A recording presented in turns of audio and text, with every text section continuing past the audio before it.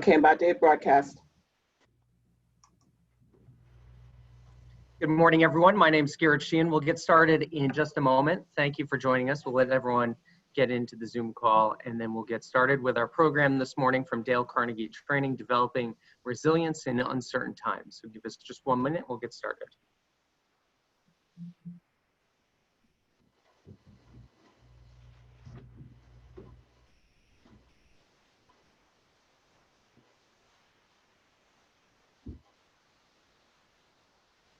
Good morning. My name is Garrett Sheehan. I'm President and CEO of the Greater New Haven Chamber of Commerce and Quinnipiac Chamber of Commerce. We appreciate you joining us this morning. We're with Dale Carnegie for some training today, Developing Resilience in Uncertain Times. I'll introduce Bob Dixon in just a moment. Today's presentation is presented by the Leadership Greater New Haven program, which will once again get underway in October. I want to thank all of our sponsors who help us put this program together and support all of the webinars that we do. From United Illuminating, Connecticut Natural Gas, Southern Connecticut Gas, and the support that they have provided to us.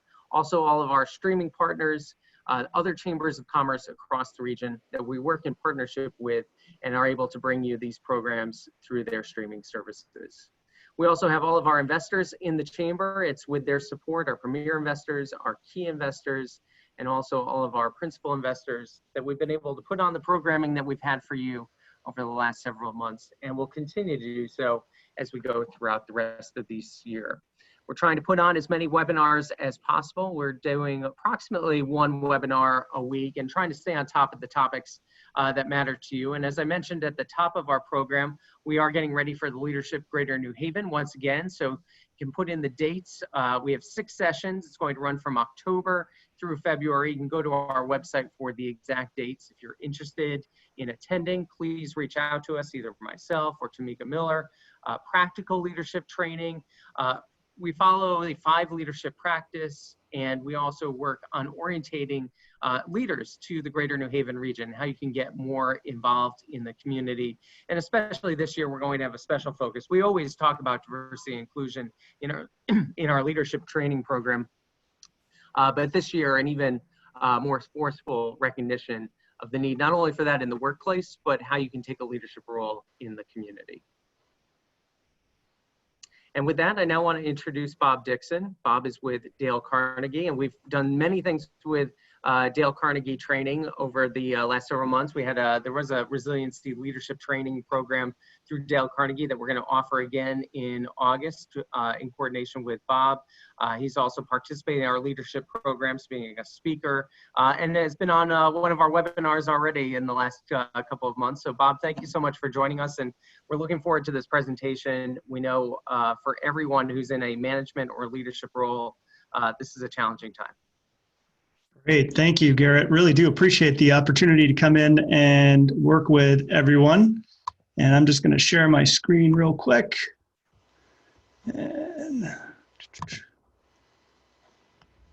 there we go. That's fine. Oh.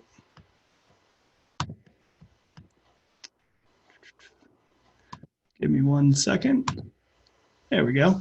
All right, so welcome everyone. Do appreciate the opportunity to come in here and talk about developing resiliency in uncertain times. I know it's a challenge for a lot of us today to be in that position and to be in the position that we are in.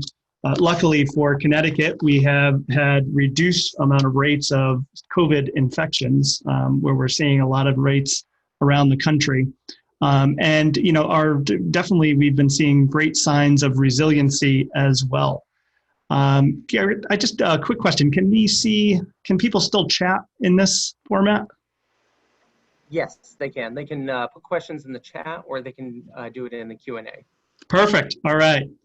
All right. So just give you a little background on Dale Carnegie training. We did do the panel discussion with earlier, probably I think it was in May. And so we've been part of the Greater New Haven Chamber for about 15 years now. Had great experiences, have done a lot. As Garrett said, we've done some things for the Leadership Greater New Haven in the past, and hopefully we'll get a chance to see how that works in the future as well. And we do have another program that we just put on the calendar for August 12th. which will be about being what it takes, the considerations a leader needs to take to reopen their business as we start getting into that in the future. So today we're going to be talking about resilience. And, one of the things that Dale Carnegie has been known for is our longevity. Our company has been around for a long time.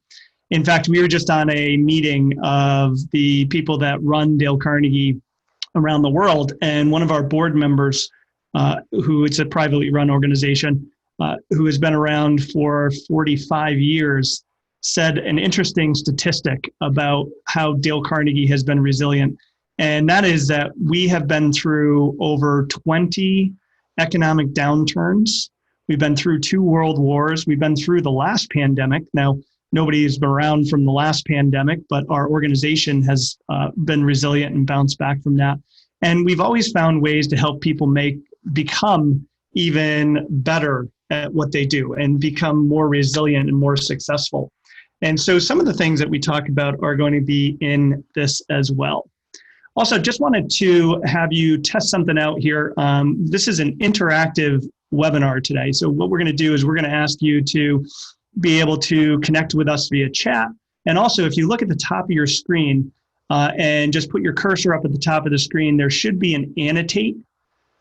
If everyone can click on that. And then over by annotate, there is a, let's see, on stamp. There's a little check mark there on stamp. If you could do that, and then click on the pointer, the arrow there, and then point it somewhere. There you go. Let's see if everyone can do that as well. Let's see if we can do that. All right. No, it doesn't look like that's going to happen. That's okay. But let's go into the chat and let's have a discussion. Just say hello in the chat just so I can know that everyone is out there. And chat is in the up. There we go, everyone. Perfect. All right. Hello. There we go. Robin, Sandra, Cecil, Christina, Linda. Oh, we got some good names out there today. All right. So we'll connect with everyone as we go through via the chat, and we'll have a discussion on this. So let's take a look at some of our objectives today. What are we going to be doing? And there we go. All right. Okay, so today's objectives. Understand what it means to be resilient. It's a word that is bandied about very often, but not one that is investigated or researched in a lot of cases. So we're going to understand what it means to be resilient today. Number 2, we're going to examine the concept of resilience during the current crisis. So what is the concept? How will we be more resilient? And then the last one is discuss practical tactics for fostering the resilient leadership that we need to make it through tough times. So what are some of those things that we can do that will allow us to become more resilient and be able to bounce back? And I always like to start off with any program that we're doing is really trying to figure out, what does it mean?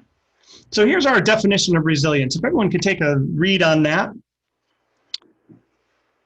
And we have it down as resilience refers to people's ability to bounce back from adverse experiences and is characterized by the capacity to cope, recover, and learn from them.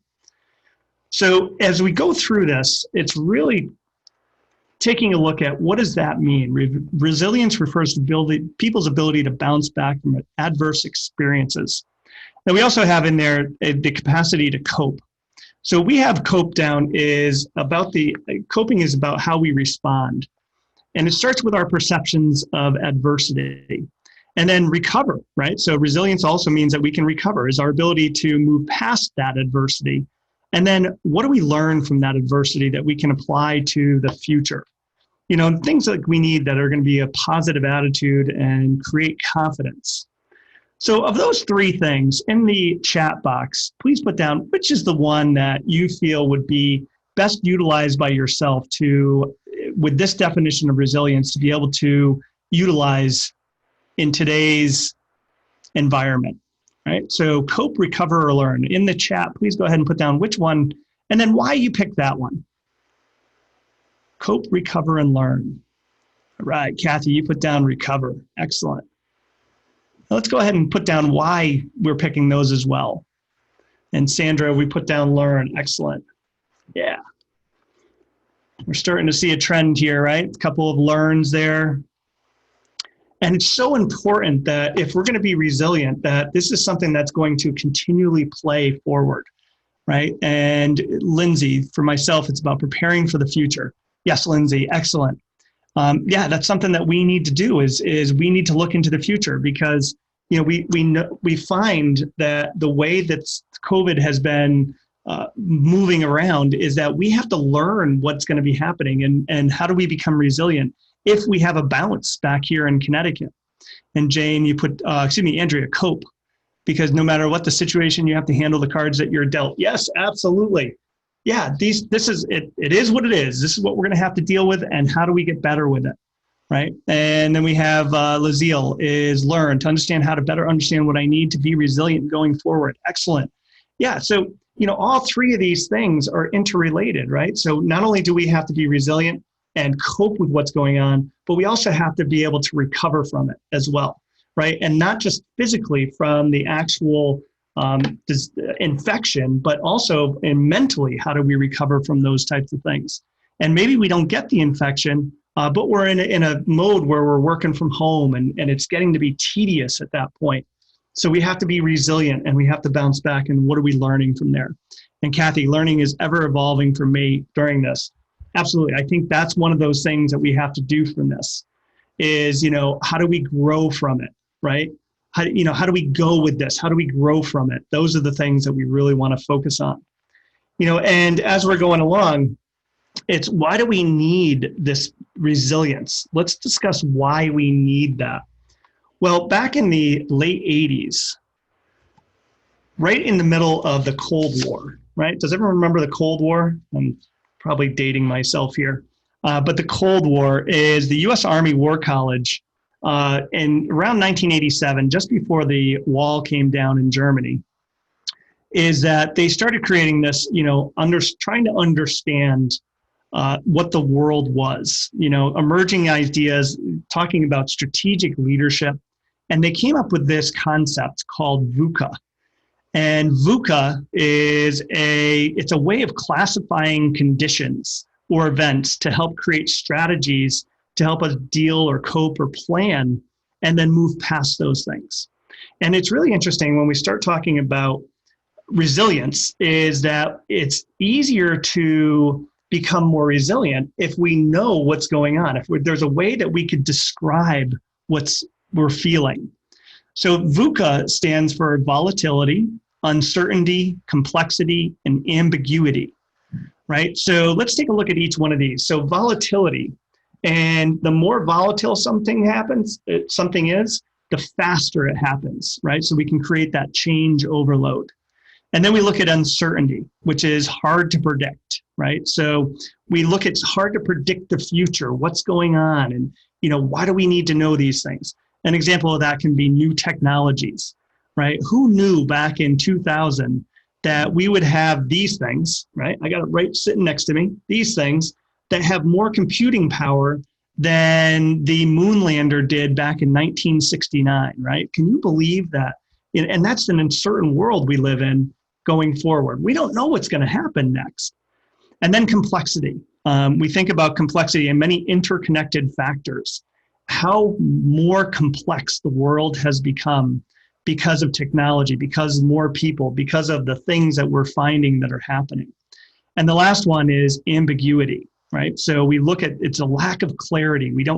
It's that fuzziness that's out there, the gray areas that is really challenging us to go along. So taking a look at this, and in the chat, let's do which one of these causes you the most distress. So as an example for me, ambiguity causes me a lot of distress. And it's because I don't like vagueness. I don't like being in gray areas. I'm a black and white type of guy, and I like to have that. I like to have the rules and the operate that way. So ambiguity is for me. And so let's go ahead and which one of these causes you distress, and then go ahead and put in why. Why does that cause you distress? All right, so in the chat. All right, Andrea, thank you. Ambiguity, yeah, because it's hard to plan when something is kind of wishy-washy. Absolutely. Hey, good morning, Paul. Carrie, uncertainty. Yeah, I like to know what's coming, right? We're not reading the crystal ball there, right? We're not trying to take guesses. We need to know more. Lindsay, ambiguity. You're a planner. Yes, I like to plan too. I like to have things all written out and getting it done that way. And let's see, Christy, uncertainty. It's very difficult to plan ahead. It sounds like we have a lot of planners on this call. Yeah, definitely. It's the challenge is really making sure that we can see and we can understand. And sometimes that really comes down to the planning aspect of it. And so one of the things was that as they were looking at this VUCA world, they were like, okay, well, how can we create systems that will allow us to engage with each one of these so that it's not so uncertain, or that we can create those plans of action. So let's take a look at some of those areas.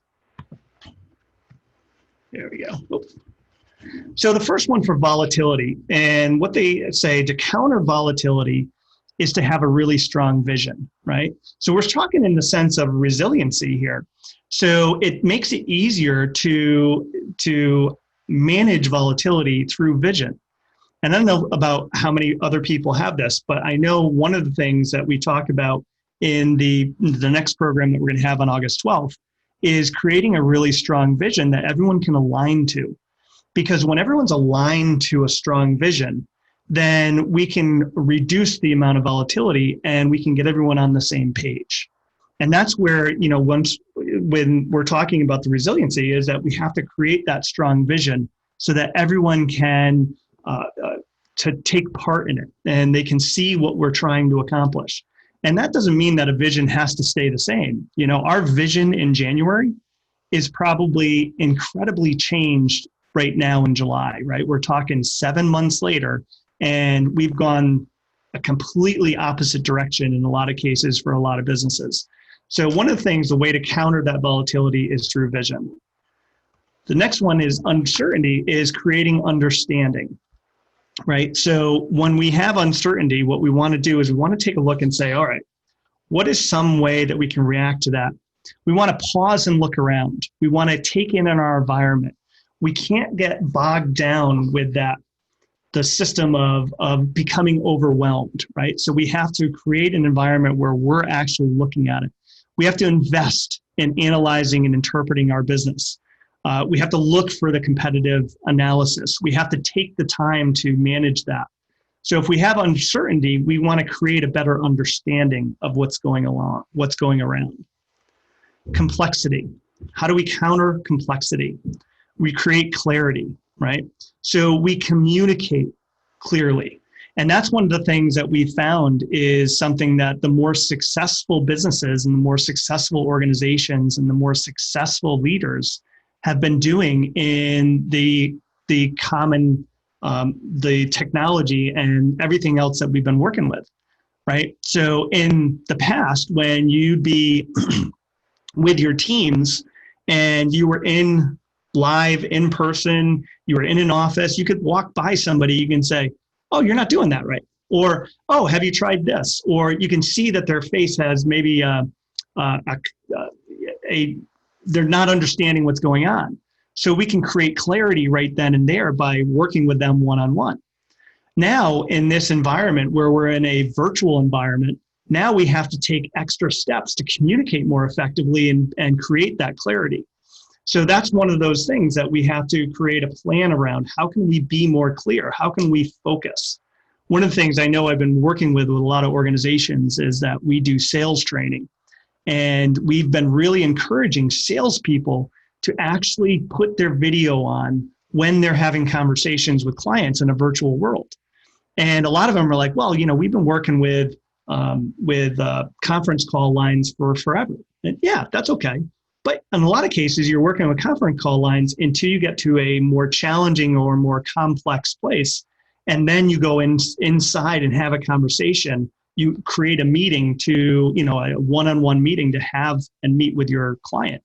So with clarity, what we're saying is that you have to create those opportunities. Same thing with leading. And, when we're trying to counter that complexity, we have to become more clear. And then the last one we talk about is ambiguity. And we talk about we have to be more agile, right? So we have to promote flexibility and adaptability. We have to create the opportunity to alter our plans. And I know we've worked with a number of organizations. In fact, we have one, it's a financial organization. And one of the things that they constantly said to us was, this is going to blow over. We are going to be fine. We're just getting through this. And as it went on, the first month into the second month into the third month, they were creating these agility plans. Okay, well, how are we going to do this? What's going to be next? And just being more adaptable and flexible.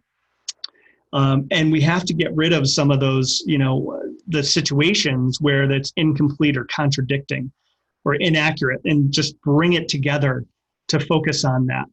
So now thinking about these four counters to the VUCA, right? Which one do you look at and do you say to yourself, that one I can see is going to be more calming. It's going to help me become more tranquil. It's going to help me adapt more and be more resilient. Which one of these would you utilize? So and then why? In our chat, please go ahead and put down which one of these four, vision, understanding, clarity, or agility, which will help us to counter the VUCA, would be allow us to operate better in our businesses or operate better as leaders. Please go ahead and put that down in the chat, and then why would that help you?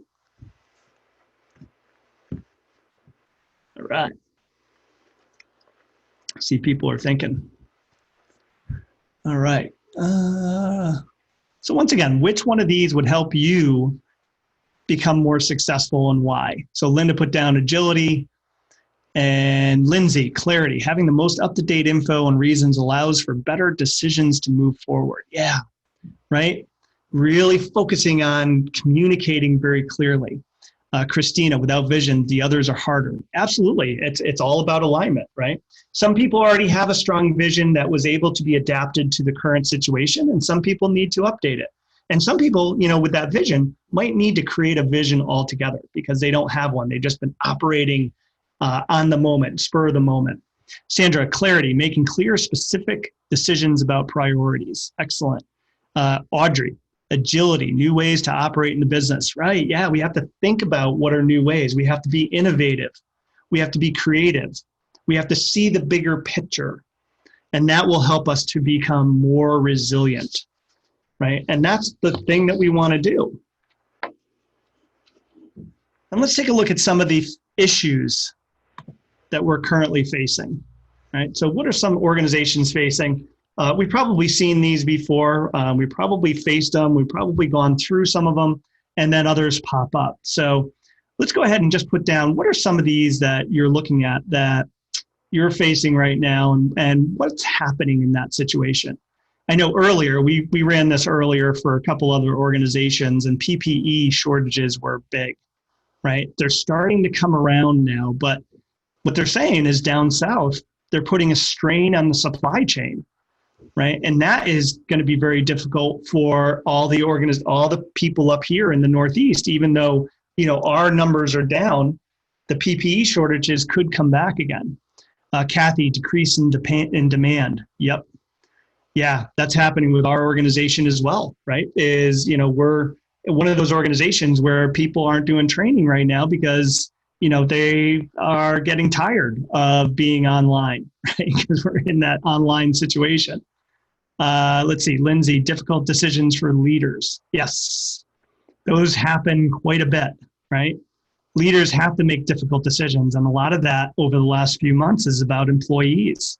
And then in a lot of cases, what do we do with employees that are scared to come back, right? And how do we deal with some of those situations?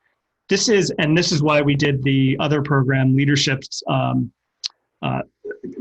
considerations for reopening and improving productivity, is because these are decisions, these are conversations that leaders haven't been trained for, right? And that can cause anxiety and fear. Paul, you said company decision to reduce work for and who impacted when and why.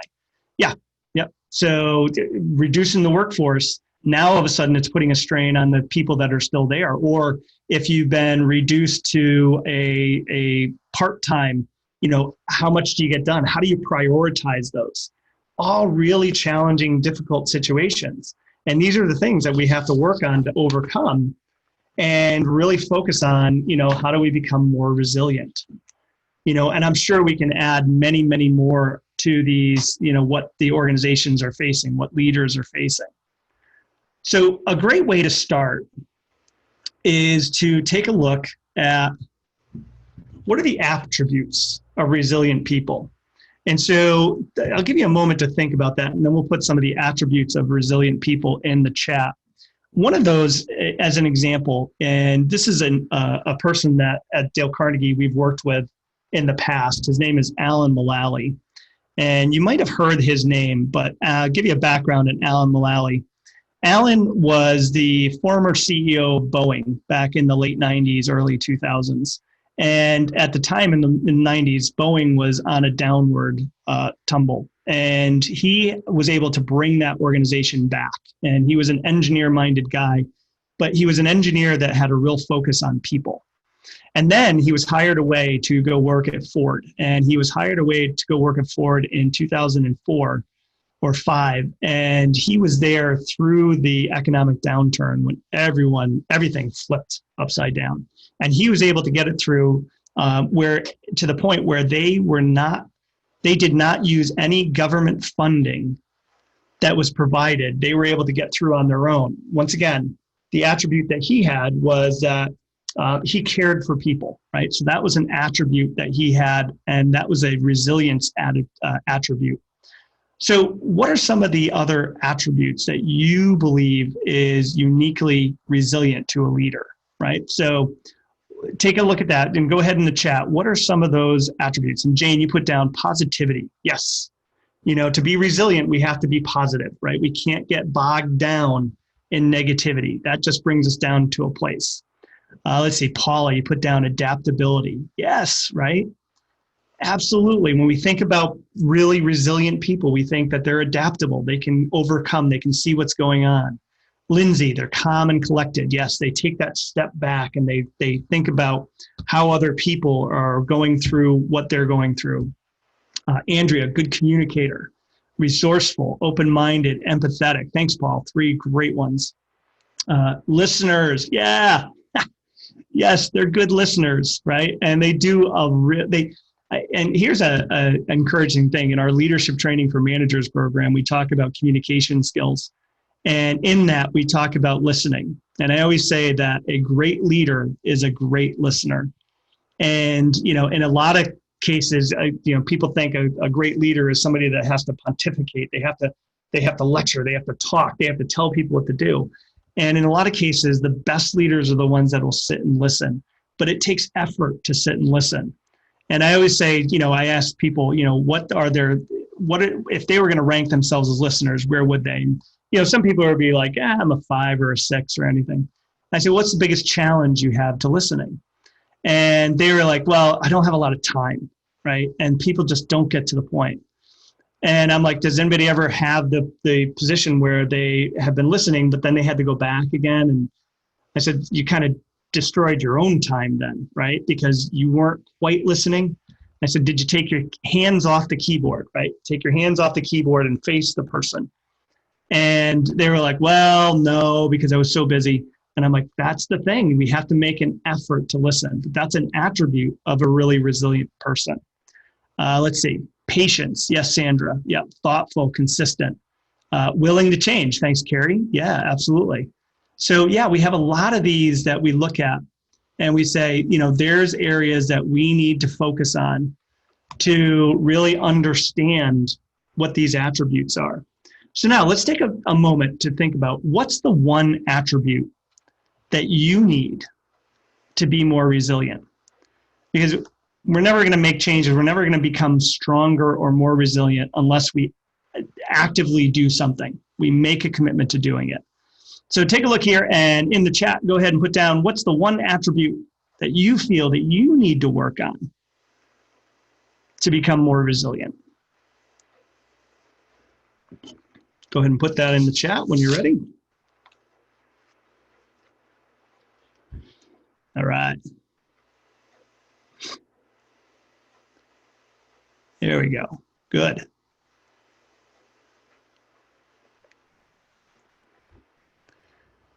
And here's one other thing to think about is we have a list. These were the 12 attributes that come up over and over again when we do look at it. So taking a look here, is there any on this list that you look at and go, oh yeah, I want to do that one too? Any on these? So we have, let's see, trust in the process. Andrea says flexibility. Suzanne says talk to the team before making changes. Yeah, always go in there and bounce those ideas off. Sandra, need clear information and priorities for our organization. What I need to work on, prioritizing and focusing. Yeah, excellent. Great insight, Sandra. Thank you. Christina, communicate, listening and being clear. Yes, that goes back to the VUCA, right? How do we counter uncertainty? Well, we become better at clarity, right? Or conciseness. That's one of the things that we have to work on. Disciplined, yes. We have to be more disciplined, especially in this virtual environment. We have to be very disciplined in the way that we do things because we're not going to be around people and we can't just notice it. So we have to showcase how can we be more resilient in that way. Awesome. And Robin, you put down disciplined and agile. Yes, that word keeps coming up, agile, agility, right? How do we make that move? How do we move fast? The example that comes to my mind a lot is, are we agile? Can we move by like a speedboat, or do we move like a large shipping ship, right? Where it's, the 150 ton ship or whatever it is, that doesn't move as quickly as a speedboat does. So we have to be more agile that way. Patience. Oh yeah, patience is change is very slow. Yes, we have to be patient. Everything's not going to happen as quickly as we think it should. So we have to take that into consideration. Great, Lazille. Thank you, appreciate that. All right. So yeah, so we have to take a look at, how do we utilize these attributes to encourage our resilience, not only in ourselves, but in others as well, right? So we have to focus on these. Now, we may have some, and we may have to work on some of the other ones. So as you're looking through this, think about not only the ones that you're good at, but think about the ones that you could focus on more to become more resilient. All right, so back in February of 2020, this was timely, isn't it? Back in February of 2020, Dale Carnegie and Associates did a survey on resilience. So we had to actually started working on this. And it wasn't in conjunction with any of the COVID or any of the pandemic. It just happened to be a coincidence that we were working on resiliency. And this is what we found about resiliency, is that 46% of people found that they're highly resilient. And then 38% felt that they were moderately resilient.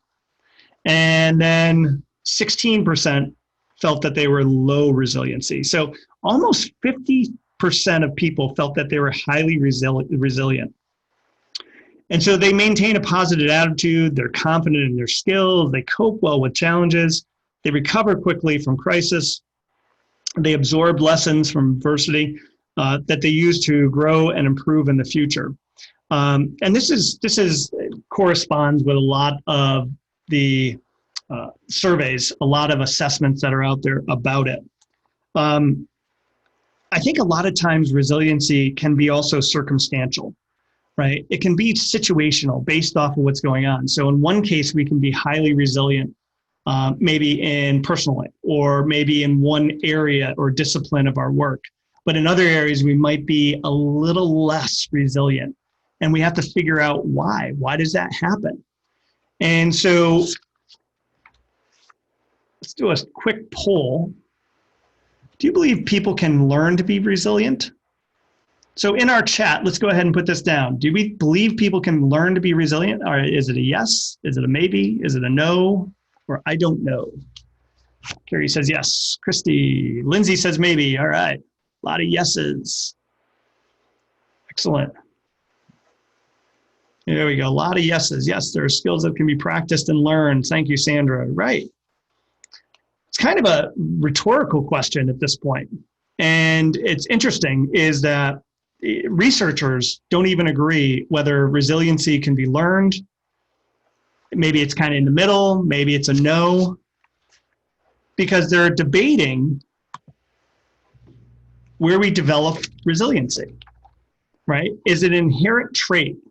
So we think of it as an inherent trait. You either have it or you don't have it, right? So either you're resilient or you're not resilient. And that's one of those things that we have to focus on. Well, I don't know. Maybe that's one of the areas is that when we're born with all the resiliency that we have.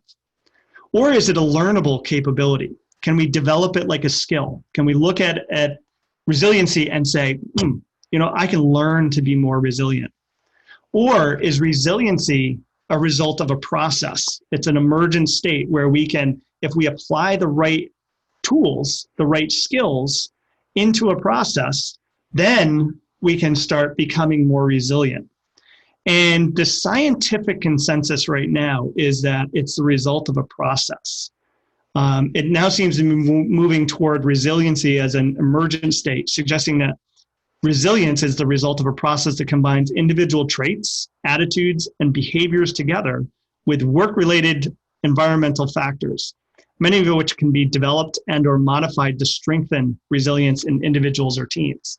So what does this mean? So as leaders, as individuals, one of the things that I don't think talk about enough is the concept of resiliency, right? It's how do we bounce back? We talk a lot about in our programs on process development is the taking a look at obstacles and contingencies, right? And I think that's a real tie-in to resiliency is that we have to focus on, well, if we encounter this obstacle, what's the contingency for it? And, that's like a resiliency plan, right? Contingency is a resiliency plan. Well, if we do this, we'll get this. If we do this, we'll get that. And so, as we look at the result of a process, we say to ourselves, we need to have this conversation about how to be resilient, right? How do we open that discussion up? And sometimes people fear that if they talk about resiliency, that it's going to show that they're vulnerable. And in a lot of studies nowadays, they're saying that leaders or people in organizations who are really successful don't worry about showing that they're vulnerable because they're trying to improve themselves. So it goes without saying that if we're going to be able to be more resilient, we have to be able to talk about it, right? How do I become more resilient? How do I bounce back from this? How do I, and have that open conversation? I know I've worked as an executive coach with some people over the last 3 or 4 months about having discussions with their employees. And one of those things was, did you talk to them about it? Well, no, I'm just getting the vibes. Okay, well, when are you going to sit down and talk to them? Well, it's uncomfortable. I get it, but you got to talk to them. They're not going to be able to bounce back unless you have that conversation with them. But even before they have that conversation, they have to think about how they are going to respond. How are they going to be, in that situation? Have they thought about that? So it goes into those different things. So if we think it's a process that we can build upon, we can develop skills for, then we can have that conversation. But you need to have it because there's some great benefits to being resilient. And this was a study done by Hartman, Weiss, and Newman and Hogel, Resilience in the Workplace, a multi-level review and synthesis in the Applied Psychology magazine. And so they found that these 3 areas, individuals, teams, and organizations, are the areas, these are the beneficial areas. So take a look through this screen and let's just take a look. Which ones do you look at and go, oh, that is really interesting, right? I hadn't thought about it that way. So you look at individuals the benefits are that their behaviors change, their attitudes come up, and their well-being is enhanced.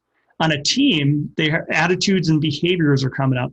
And in an organization, the organization's agility is benefited when we have more resiliency. And here's an interesting one, is employee engagement goes up as well. We like to talk about employee engagement. That was a term from a few years ago, but it's still relevant to today, is that, when we have highly engaged employees, they're willing to give us discretionary effort. And when we get discretionary effort, then we're going to have an organization that's going to be more productive, and in a lot of cases, going to be more successful. And so, and then how do we encourage that employee engagement in a virtual world as well? So taking a look at this list, what is something that stands out to you? In the chat, go ahead and put down, what's a benefit of resilience that stands out to you, whether it's under individuals or teams or the organization, that you look at and go, I hadn't thought of that. That's something that is going to be helpful. Go ahead and pick one out, put it in the chat, and then just give us just a quick reason of why. Why is that? Why did you look at that one and go, yeah, that's beneficial?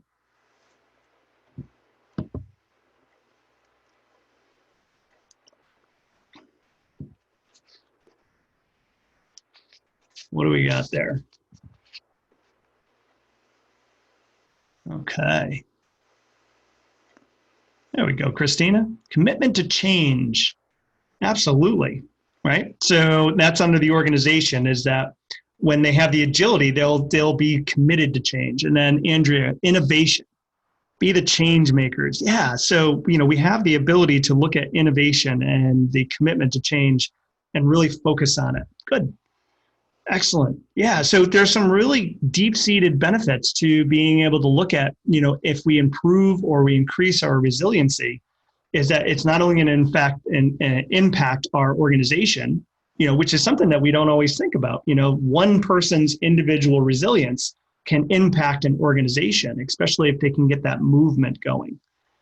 And those are the areas that we want to really focus on as well, right? Because the individual leads to the team leads to the organization, and all that success goes down, and it goes up and it goes back down again. So Dale Carnegie and Associates took this information and we looked at it and we said, all right, so how can we, in our survey, focus on this? And so we, once again, thinks resilience is a process. We also said, individuals and the supporting, if we're going to, as leaders, if we're going to, as, influence makers in an organization, individuals that are self-directed, they're going to have a positive attitude and they're going to have confidence. So when we have that resiliency, those are the things that we need to focus on, right? The positive attitude and inspiring confidence in others. On teams, it can be the social intelligence. We're encouraging, and talking about on a team is the psychological safety or building really trusting relationships. Those are the focuses that when we look at it is that we can develop more resiliency. And then as an organization, really sharing the organizational purpose, encouraging a learning culture, and then providing the adequate work resources, because there can be nothing more frustrating to try and bounce back from something and not have the resources, right? Now, if we have a conversation about it and we understand that we might have to work around it, that's okay, right? And we're not always going to get everything that we need or what we want. Think about those PPE supplies, right? Face masks and shields and sanitation stations and everything else that goes along with it. For a number of months, those things weren't available. So we had to figure out a way to make do. But if we didn't have the conversation, it was going to be very difficult to be resilient around it. And that's where it can damper down the resiliency. But have a conversation about it and we can work around it and then we can bounce back on it. Awesome. So just things to think about. How do we do that? And then, because we have some tips, and one of those is from a great quote. This is from Elizabeth Edwards, who was an author and an activist in the cancer awareness space. And she wrote, she stood in the storm, and when the wind did not blow her way, she adjusted her sails. And that's one of those things that we have to take a look at as well is, how do we adjust our sails, right? So let's take a look at some areas that we can focus on that will allow us to adjust those sails so that we can have, these are tips for resilience. So let's take a moment to read through these and then pick one that you feel is most interesting. And then what we'll do is we'll type it into the chat. Which one did you pick? You can pick the number and then put in why is that interesting and how would it help you. All right, give you a moment to read through these. Pick one. A tip to be more resilient. All right.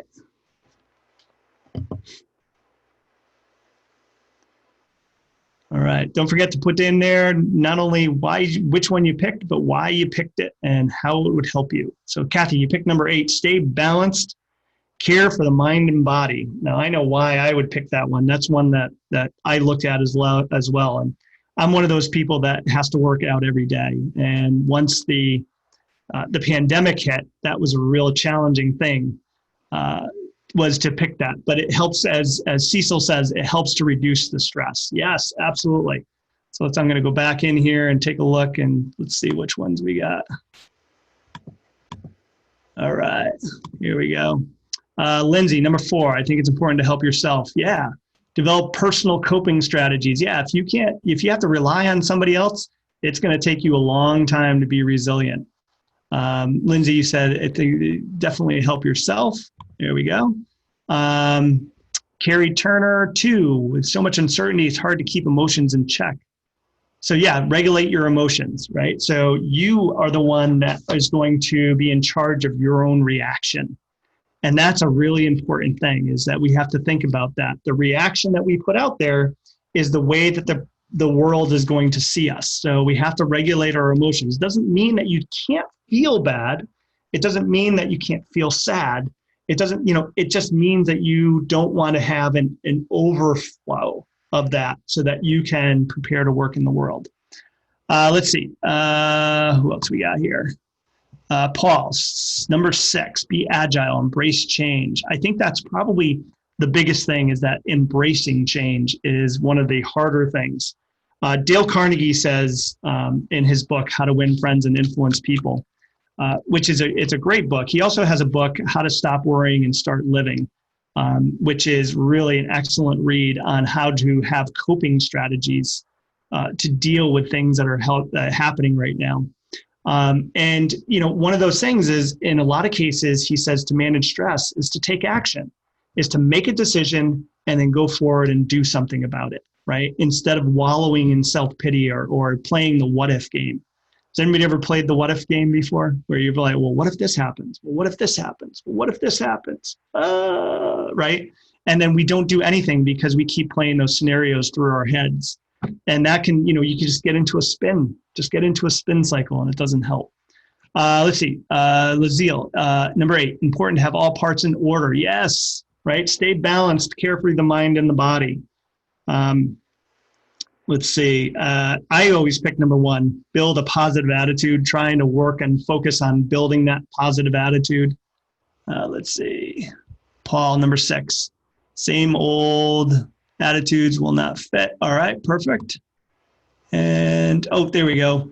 Linda, you said you picked number 1 there too. Negative attitude makes things harder. I say this quite a bit. Have you ever been around a negative person and it's been fun? Probably not. And that's the hard part about it, because they draw you in, right? They draw you in, and all the negativity starts coming down. And it's easy to build upon it and piggyback off of it. And what we really need to do is focus on building a really positive attitude. So now let's do this. Let's take a picture. Please take out your phones, or you can do a screenshot of this on your computer, but take out your phones and take a picture of this list. And that way you'll have it with you so you can know what are tips that you can utilize. So you may be thinking right now that one tip is going to be more effective for you. But in the future, you might be able to look at it and go, all right, I might need something else. How do I become more resilient in the future? What are some areas that I can work on to help me out with that? So I'll give you a moment. And then when you're done, just type in the chat, done. I've taken the picture. All right. Excellent. Thank you, Sandra. You're number one. Cecil, thank you. All right. Lindsay, all set. All right. Perfect. Done, done, done. All right. All set. Fantastic. Utilize these tips in the future. I really do appreciate everyone's time. Hopefully you learn something that will engage you in becoming more resilient in the future. That's one of the challenging parts of going through. And this is just a little bit about Dale Carnegie, just so everyone knows. Once again, Dale Carnegie wrote the book, How to Win Friends and Influence People. Our organization's been around for 108 years, and we've been doing online training, interactive virtual online training for about 10 years now. So this isn't new to us, but once again, thank you so much for allowing us out. Hopefully you got something good out of this. We will be putting up a survey. It's in the chat right now. So if you can click on that survey, I would appreciate it. That helps us to understand. We'll share the information with the Garrett and the chamber. And I am going to unshare right now so that they can take over again. There we go. Garrett, it's all yours. Thank you. Hey, thanks a lot, Bob. I really appreciate it. That was a great session. And again, as Bob had mentioned, we're going to have another program that there's a cost associated with it, but in August that you can register for. And then our regular Leadership Greater New Haven is going to get started in October. I think actually even with the pandemic, using Zoom calls, which I'm sure we'll have to do a decent amount as we do the program, will work out just fine. It's still a very intimate type of group, and where there'll be speakers, and hopefully we'll have Bob, but other speakers as well, talking about leadership, not just how you do it in the office, but really being a regional leader, being a part of this region, the city, and taking a larger role. So Bob, thank you again. And I just want to let everyone know that we have another webinar coming up on Thursday morning at 10 a.m. And it's going to be another legislative forum. So we're going to have our state representatives. If you joined us a couple weeks ago, we had all the state senators join us. We're expecting to have 4 or 5 state representatives with us on Thursday morning. We're going to be talking about the special session, other activities that are going to be going on at the legislature as we get ready for elections that are coming up in the next couple of months. So I want to again thank everyone for joining us, and we'll see you again on Thursday morning. Thanks again, Bob. Thank you. Thank you, everyone. Don't forget to take our survey. It's in the chat. Have a great day, everyone. Right.